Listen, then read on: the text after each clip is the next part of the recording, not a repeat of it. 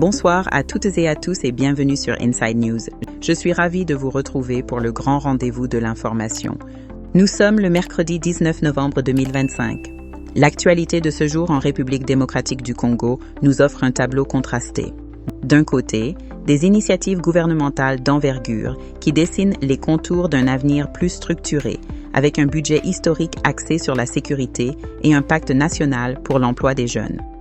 De l'autre, la réalité implacable de l'Est du pays, où la violence armée continue de semer la mort et le désarroi, rappelant l'urgence des défis qui persistent. Entre l'espoir d'une nation en construction et le poids de ces crises, nous allons décrypter ensemble les faits marquants de cette journée. Voici les titres de l'actualité de ce mercredi. Budget 2026. La première ministre Judith Suminwa défend un budget en hausse de 16%, avec une part historique de près de 30% allouée à la défense et à la sécurité nationale. Nous détaillerons les grandes priorités. L'avenir de la jeunesse. Le président Félix Tshisekedi lance la table ronde nationale sur l'emploi. L'objectif ? Bâtir une stratégie unifiée pour transformer la jeunesse en moteur du développement.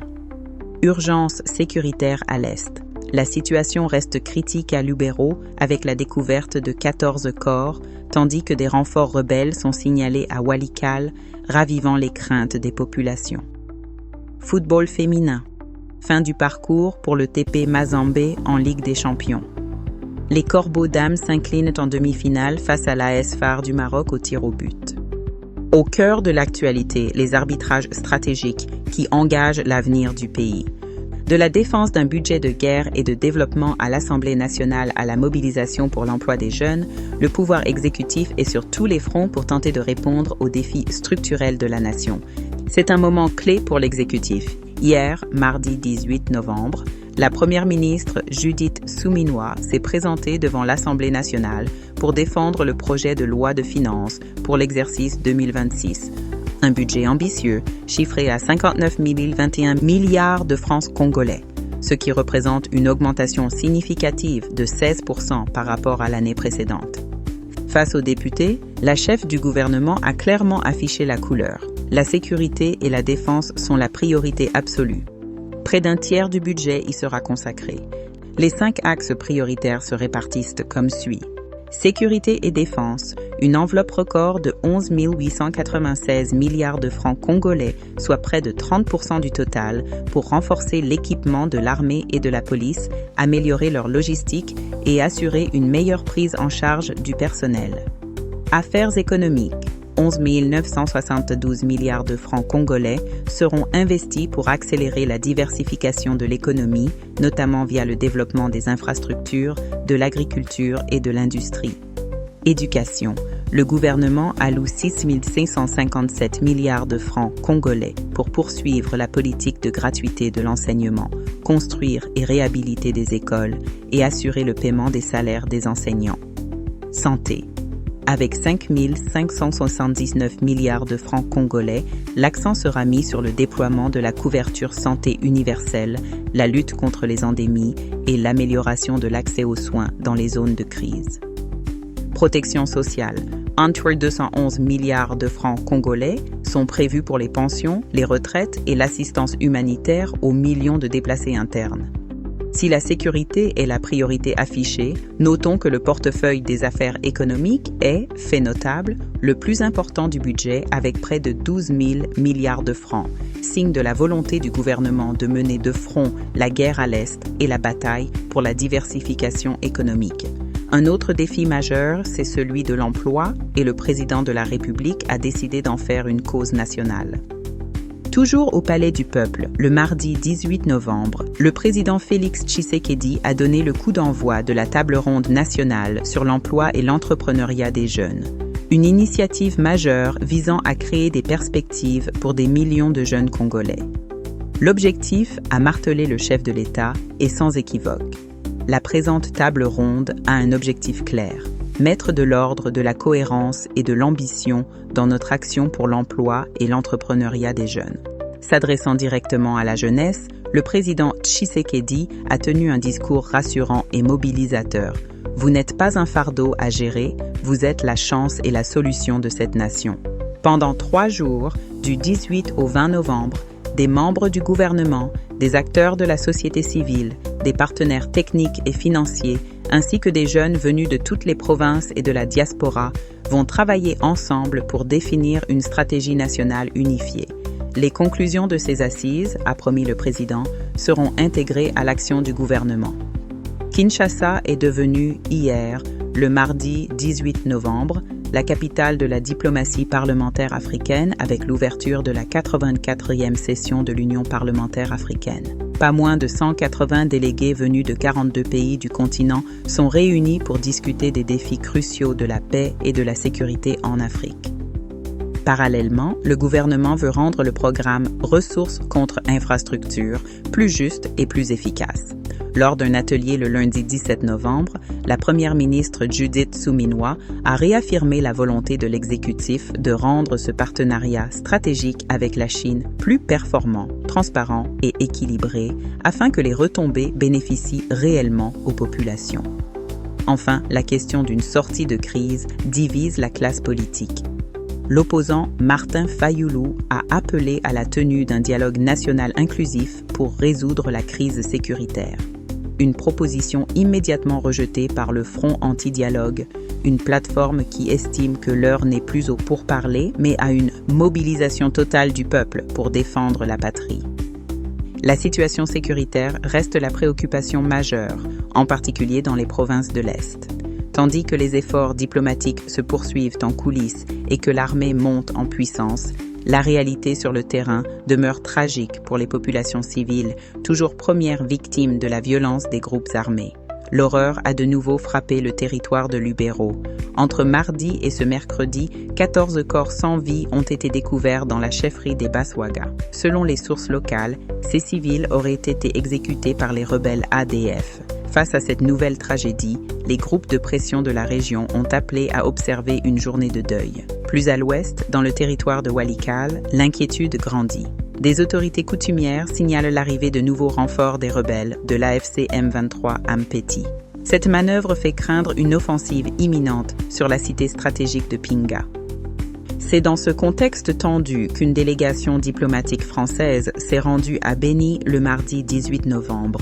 La mission visait à évaluer la situation sécuritaire, une étape cruciale avant d'envisager une éventuelle réouverture de l'aéroport international de Goma. Sur le front militaire, les forces armées de la République démocratique du Congo enregistrent un succès notable en Ituri. Entre le 10 octobre et le 16 novembre, les FARDC ont découvert dans le territoire de Djougou plus de 100 armes, dont 108 fusils d'assaut AK-47 et 4 mitrailleuses lourdes PKM, ainsi que des munitions appartenant à la milice CPR Zaïre, affaiblissant ainsi ses capacités de nuisance. Sur le plan diplomatique, le président Félix Tshisekedi a reçu hier à Kinshasa l'envoyé spécial de l'ONU pour la région des Grands Lacs, Huang Xia. Ce dernier a souligné l'urgence de passer des paroles aux actes, déclarant qu'il est temps de traduire les engagements de paix en actions concrètes.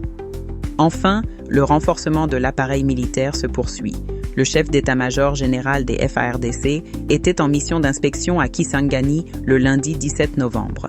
L'objectif était d'évaluer la formation et le niveau opérationnel des troupes de la 3e zone de défense dans le cadre de la montée en puissance de l'armée. Au-delà des questions sécuritaires, la bataille pour le développement se joue sur le terrain de la modernisation et des infrastructures, de la digitalisation de l'État au défi de l'assainissement de la capitale, en passant par la relance vitale du rail, le pays cherche à bâtir les fondations de sa croissance future. L'administration congolaise accélère sa transition numérique. Un partenariat stratégique a été scellé entre Vodacom Congo et le gouvernement pour avancer vers le e-gouvernement. Annoncée lors d'une table ronde ce lundi, cette collaboration commencera par une étape fondamentale, la digitalisation de toutes les archives publiques, un chantier colossal pour moderniser la gestion de l'État. Sur le front des transports, une bonne nouvelle pour le commerce dans l'espace Kasaï. La Société nationale des chemins de fer du Congo a repris le trafic ferroviaire entre Kananga et Lubumbashi. Cette reprise a déjà permis d'acheminer des centaines de tonnes de marchandises qui étaient bloquées. Toutefois, la SNCC lance une alerte. une tête d'érosion à Benaleka menace de couper la voie ferrée et nécessite une intervention urgente. Enfin, à Kinshasa, le gouvernement s'attaque au problème endémique des déchets. Le plan triennal Assainir Kinshasa a été officiellement validé ce mardi. Doté d'un budget de 150 millions de dollars, il vise à mettre en place un système de gestion durable pour les 15 000 tonnes de déchets que la capitale produit chaque jour. Plongeons-nous au cœur des réalités sociales du Congo, un pays où les tragédies humaines à grande échelle, comme les naufrages et les déplacements de population, coexistent avec des élans de solidarité remarquables et les efforts continus de la justice pour répondre aux maux de la société. Un drame s'est produit sur la rivière Sankuru le lundi 17 novembre. Une baleinière transportant 120 passagers a fait naufrage. Selon les dernières informations, seule une cinquantaine de personnes ont pu être secourues et de nombreux passagers, dont des femmes et des enfants, sont toujours portés disparus. Au sud Kivu, la situation humanitaire se dégrade également. Plus de 920 ménages ont dû fuir leur village dans le territoire de Mwenga suite à des affrontements entre des groupes Wazalendo et les rebelles de l'AFC M23. Ces déplacés vivent dans des conditions extrêmement précaires, sans accès à la nourriture ni aux abris. Face à cette crise des déplacés qui frappe tout l'Est, la Première ministre a appelé l'UNHCR, le Haut Commissariat des Nations Unies pour les réfugiés, à redoubler d'efforts pour faciliter le retour des populations. La RDC accueille actuellement 510 000 réfugiés, principalement en provenance du Rwanda, tandis que 1,2 million de Congolais sont eux-mêmes réfugiés dans les pays voisins. Et face à cette crise des déplacés, quelques lueurs d'espoir apparaissent. Des solutions durables, comme celles mises en place au Kasaï central, sont essentielles. Plus de 800 ménages de Congolais retournés d'Angola ont reçu ce lundi des titres fonciers et des maisons à Nkonko. Une initiative menée en partenariat avec le HCR pour offrir un avenir plus stable à ces familles. À Goma, c'est un bel exemple de solidarité citoyenne.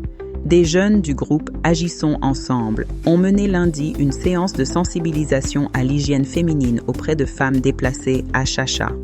Ils ont distribué des kits d'hygiène et des vivres, un geste essentiel pour restaurer la dignité. Enfin, un mot sur le front judiciaire avec le procès du braquage de la Rawbank. Ce mardi 18 novembre, le ministère public a rendu son réquisitoire. La perpétuité a été requise contre la prévenue principale et la peine de mort pour ses co-accusés. L'affaire est désormais entre les mains de la défense. On termine ce journal avec le sport, où les dernières heures ont apporté leur lot d'émotions contrastées.